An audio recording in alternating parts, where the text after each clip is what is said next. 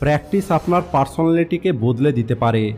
আজকের এই ভিডিওটিকে একটু মনোযোগ দিয়ে দেখবেন, কারণ এটা আপনার জীবন বদলে দেবে। জো ডিমাজিওর খেলা দেখে লোক বলতো যে এই ব্যক্তি সব কিছু কত সহজেই করে নেয়। জো ডিমাজিও বেসবলের একজন বিশ্বসেরা প্লেয়ার ছিলেন। উনি লাগাতার 56টা ম্যাচে আউট হননি, আর আজ 75 বছর পার হয়ে যাবার পরেও এই রেকর্ড কেউ ভাঙতে পারেনি। কিন্তু জো ডিমাজিওর মধ্যে একটি স্পেশাল ট্যালেন্ট ছিল যা সমস্ত মানুষকে ওনার প্রতি আকৃষ্ট করত, আর সেটা হলো ওনার ব্যাটিং একদম এফোর্টলেস দেখাতো।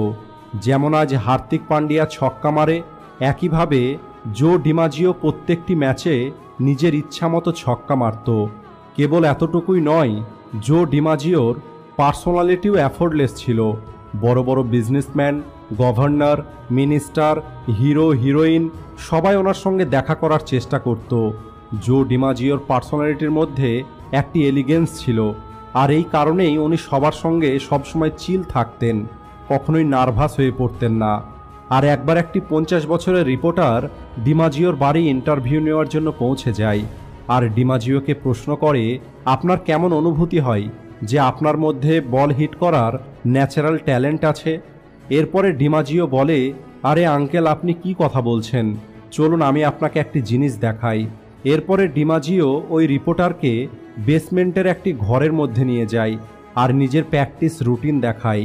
প্রথম বলের নাম ভিতর থেকে আসা বল, আর সেই হিসাবেই ব্যাট ঘোরায়। এরপর হচ্ছে গতিতে আসা বল, আর সেই হিসাবেই ব্যাট ঘোরায়। এরপরে সুইং করা বল, আর সেই হিসাবেই ব্যাট ঘোরায়। এভাবেই করতে করতে উনি ওই রিপোর্টারকে 20টা শটস দেখান, আর যখন এই রুটিন শেষ হয় তখন ওই ঘরের দেওয়ালে চক দিয়ে একটি লাইন তৈরি করে দেন। এরপরে উনি ওই ঘরের বাকি সমস্ত লাইট জ্বালিয়ে দেন, আর এরপরে রিপোর্টারের চোখ কপালে উঠে যায়, কারণ ওই ঘরের 4টি দেওয়ালে হাজারো লাখো লাইন আঁকা ছিল। ডিমাজিও বলে, আঙ্কেল, আপনি আমাকে ন্যাচারাল হিটার বলবেন না। প্রতি বছর যখনই দেওয়ালে দাগে ভর্তি হয়ে যায় তখন আমি এই দেওয়াল পরিষ্কার করে নিই আর পুনরায় নতুন করে প্র্যাকটিস করা শুরু করি। ডিমাজিওকে এই রুটিন ওনার বাবা শিখিয়েছিলেন, আর সেই রুটিন গত 17 বছর ধরে উনি প্র্যাকটিস করছেন। বন্ধুরা, যে প্লেয়ারকে আমরা আমাদের হিরো মনে করি তার খেলার মধ্যে একটি চমক থাকে, কিন্তু তার এই খেলার পিছনের পরিশ্রমটা আমরা কেউ দেখতে পাই না। আর এই পরিশ্রমের গুরুত্বপূর্ণ একটি অধ্যায় হলো অভ্যেস, আর এটা আমাদের সবার সঙ্গেই হয়।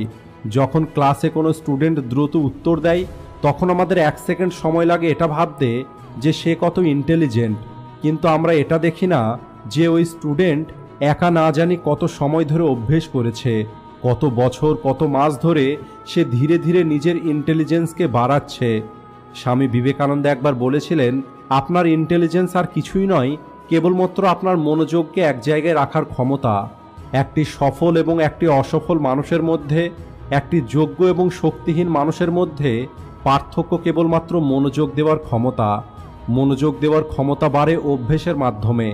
যখন কোনো ডক্টর তার ক্লিনিকে যায় তখন সে বলে, আমি প্র্যাকটিস করতে যাচ্ছি।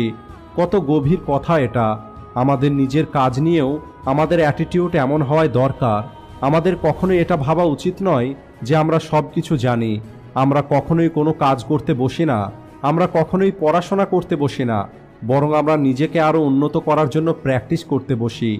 যে কোনো একটি স্কিল দিয়ে আমরা আমাদের মনোযোগকে এক জায়গায় রাখার প্র্যাকটিস করি, আর যখন এই প্র্যাকটিস এফোর্টলেস হতে থাকে তখন আমাদের কনফিডেন্স বাড়তে থাকে, আর তখন আমাদের পার্সোনালিটিও পরিবর্তন হয়ে যায়। এই প্র্যাকটিসের কারণেই জো ডিমাজিওর খেলা এফোর্টলেস লেভেলে পৌঁছে যায়, আর ওই কনফিডেন্সের কারণেই ওনার পার্সোনালিটিও এফোর্টলেস হয়ে গেছে। বন্ধুরা, যাই কিছু আপনি করতে চান সেটাকে কয়েকটি ধাপে ভাগ করে নিন, আর সেটাকে বারবার প্র্যাকটিস করতে থাকুন, যতক্ষণ না সেই কাজ বা সেই ট্যালেন্ট আপনার জন্য এফোর্টলেস না হয়ে যায়। ভিডিও ভালো লাগলে লাইক ও শেয়ার করতে ভুলবেন না। দেখা হচ্ছে পরের ভিডিওতে। Thanks for watching.